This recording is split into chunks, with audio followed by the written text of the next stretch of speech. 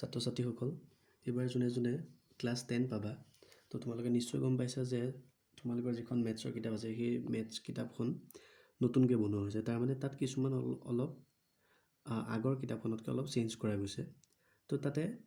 কি চেঞ্জ হৈছে যে প্ৰথম যিটো চেপ্টাৰ আছিলে তোমালোকৰ যে ৰিভিজন পুনৰালোচনা তো সেই পুনৰালোচনাৰ আগৰ কিতাপখনৰ যিটো R1 আছিল অৰ্থাৎ ৰিভিজনৰ প্ৰথমটো অনুশীলনী R1টো সেইটো বৰ্তমান যিখন নিউ বুক আছে তাতে এইটো নাই তো পুৰণাখনৰ যিটো R2 এই অনুশীলনীটো ইয়াত কি হিচাপে আহিছে R1 হিচাপে আহিছে বা তোমালোকৰ ঠাইত যদি কিতাপখন আছে তেন্তে তোমালোকে নিশ্চয় দেখিবা যে সেই R1টো পুৰণা বুকখনৰ R2ত আছিলে দ্যাট মিন্স R1টো কমপ্লিটলি পুৰণাখনৰ পৰা আঁতৰ কৰা হৈছে ঠিক আছে কৰি পেলাই নতুনখন বনাইছে তো এনেধৰণৰ আৰু বেলেগ কিছুমান চেঞ্জো আছে তো গতিকে তোমালোকে মোৰ ভিডিঅ'বিলাকত সেই নতুন বুকখনৰে পাবা ঠিক আছে তো যিহেতু তোমালোকে এবাৰ ক্লাছ 10ৰ এখন বুকে ফলো কৰিম আমি নতুন বুকখনৰ মতে মই ভিডিঅ'বিলাক বনাই যাম তোমালোকে A to Z চাই যাবা ঠিক আছে ওকে তো আমি সকলো একেলগে আগবাঢ়িব লাগিব যিহেতু তোমালোকে এবাৰ মেট্ৰিক পৰীক্ষা দিবা তো গতিকে এতিয়াৰ পৰাই প্ৰিপাৰেশ্যনটো সেইটো লেভেলত কৰিব লাগিব ঠিক আছে তো মই তোমালোকক যিমান পাৰোঁ সিমান ইজিলি সহজভাৱে তোমালোকে বুজি পোৱাকৈ বুজাবলৈ চেষ্টা কৰিম আৰু তোমালোকেও সহযোগ কৰিবা বুলি আশা কৰিলোঁ ওকে তো আমাৰ R1ৰ প্ৰথম কুৱেশ্যনটো কি যে তলৰ সংখ্যাকেইটাৰ বৰ্গ সংখ্যাৰ এককৰ স্থান কি হ'ব তো আমি বৰ্গ সংখ্যা মানে জানো ঠিক আছে তো বৰ্গ সংখ্যা মানে কি যে সাপোজ 2 আছিলে তো 2 যদি আমাক বৰ্গ লাগে তেন্তে আৰু এটা 2 পূৰণ কৰি দিম দ্যাট মিন্স 4 তো এই 4টো এটা বৰ্গ সংখ্যা তো যিটো সংখ্যা থাকে সেই সংখ্যাটোক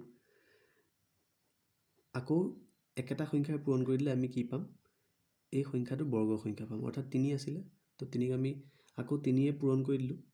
পূৰণ কৰি পেলাই যিটো পালোঁ 9 সেই 9টো কি হ'ব 3ৰ বৰ্গ সংখ্যা হ'ব ওকে এতিয়া আমাৰ কি সুধিছে চোৱা সলিউশন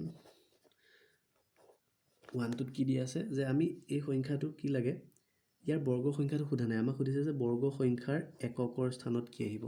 তো তাৰ কাৰণে চোৱা যে এই সংখ্যাটোত অৰ্থাৎ 272 এই সংখ্যাটোত এককৰ স্থানত কি আছে 2 তো তাক বৰ্গ কৰি দিয়া তাৰ মানে আমি যদি 2ক বৰ্গ কৰোঁ অৰ্থাৎ 2 * কি আহিব 2 তো তাক কিমান পাম 4 পালোঁ গতিকে এই সংখ্যাটোৰ বৰ্গ সংখ্যাৰ এককৰ স্থানত কি আহিব 4 ঠিক আছে সো ইমানৰ বৰ্গ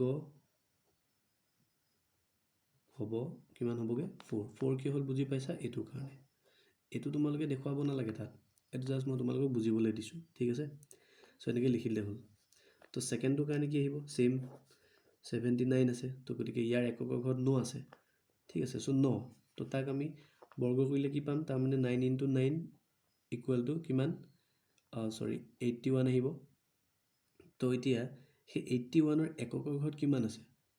1 আছে গতিকে সংখ্যাটো হ'ব কি হ'বগে 1 পাইছোঁ গতিকে 1 ঠিক আছে তো নেক্সটটো কি দিয়া আছে চোৱা যে 400 আছে এটা 400 ইয়াৰ এককৰ ঘৰত আছে 0 তো 0ক স্কয়াৰ কৰিলে আমি 0 পাওঁ গতিকে ইয়াৰ বৰ্গ সংখ্যাৰ এককৰ স্থানৰ অংকটো কি আহিব 0 আহিব ওকে তো বাকি থাকিল নাম্বাৰ 4 to 2637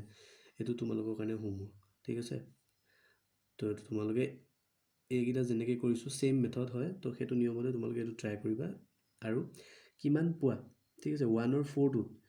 যিটো এনসাৰ হ'ব সেইটো তোমালোকে কমেন্টত মেনশন কৰিবা ঠিক আছে তো কাৰ শুদ্ধ হৈছে তেতিয়া মই ক'ব পাৰিম বা তোমালোকে নিজেও গম পাবা যে কৰিব পাৰিছা নে নাই ওকে বা ভুল হ'লে তেতিয়া শুদ্ধটো গম পাবা ঠিক আছে তো তোমালোকে এইটো হোমৱৰ্ক থাকিলে এইটো তোমালোকে কমেন্টত এনসাৰটো মোক জনাবা 2 নম্বৰৰ আমাৰ কি দিয়া আছে তলৰ সংখ্যাকেইটা পূৰ্ণ বৰ্গ নোহোৱাৰ কাৰণ কি আচ্ছা পূৰ্ণ বৰ্গ মানে কি পূৰ্ণ বৰ্গ মানে কি বৰ্গ সংখ্যা এতিয়া কথাটো হ'ল যে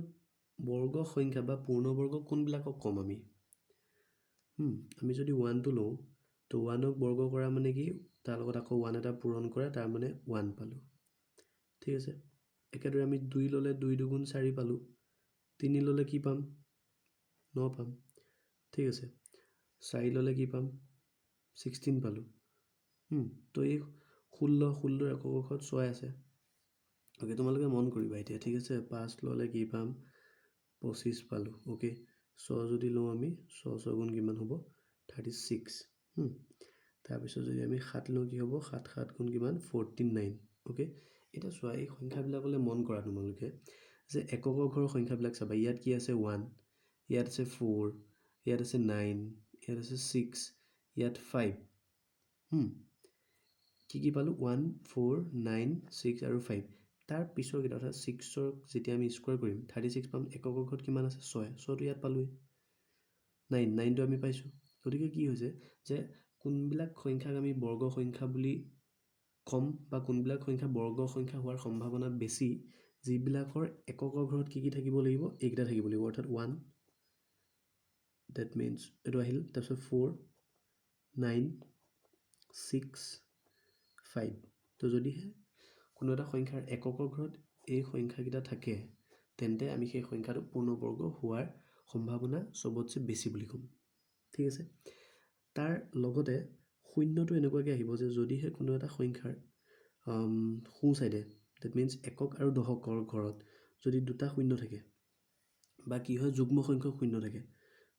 তো দুটা থাকিব পাৰে 4টা থাকিব পাৰে তো এনেকুৱা যদি যুগ্ম সংখ্যক শূন্য থাকে তেন্তে আমি কি বুলি ক'ম যে সেই সংখ্যাটো পূৰ্ণবৰ্গ হোৱাৰ সম্ভাৱনা আছে মই এইটো নকওঁ যে হ'বই কিন্তু সম্ভাৱনাটো থাকিব তেন্তে পূৰ্ণবৰ্গ নোহোৱা লাগে আমাক তো পূৰ্ণবৰ্গ নোহোৱা সুধিছে তো গতিকে এইকেইটাৰ বাহিৰে যদি একক ঘৰত বেলেগ সংখ্যা থাকে তেন্তে আমি সেইটোৱে পূৰ্ণবৰ্গ নহয় বুলি ক'ব পাৰিম এতিয়া 1টো চোৱা তো 1টোত কি আছে 1057 এই সংখ্যাটোৰ এককৰ ঘৰত কিমান আছে 7 ঠিক আছে তো 7টো ইয়াত ক'ৰবাত আছেনে 149 ক'তো নাই গতিকে কি হ'ব যিহেতু 7টো ইয়াত নাই তো গতিকে এই সংখ্যাটো এটা কি হ'ব লাগিব পূৰ্ণবৰ্গ ই হ'ব নোৱাৰে কাৰণ ইয়াতে এককৰ ঘৰত 7 আছে ঠিক আছে চ' গতিকে ইমানৰ বা নহয় কাৰণ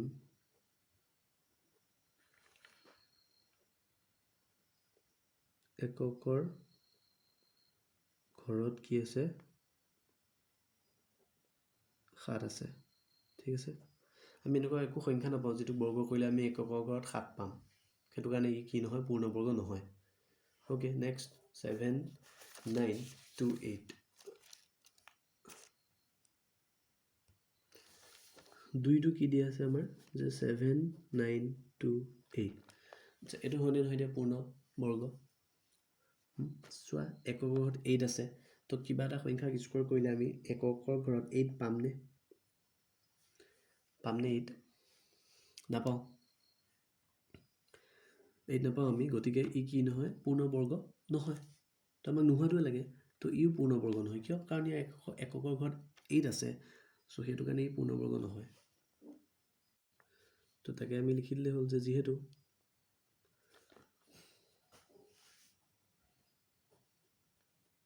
সংখ্যাটোৰ এতেকে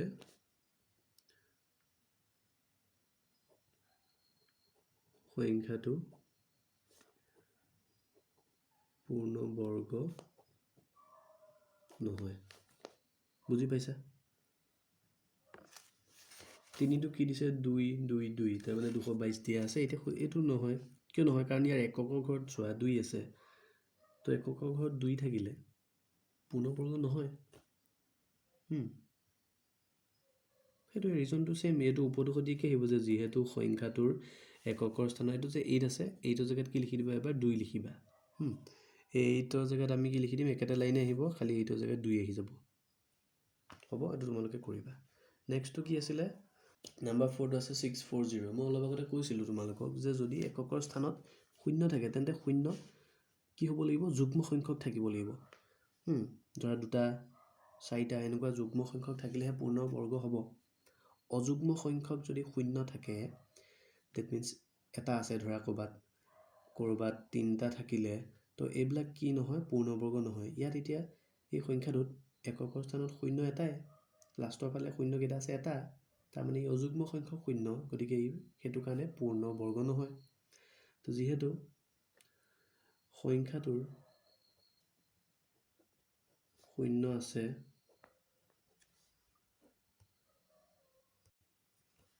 সেইকাৰণে সংখ্যাটো পূৰ্ণঘৰ্ণ নহয় ডাইৰেক্ট।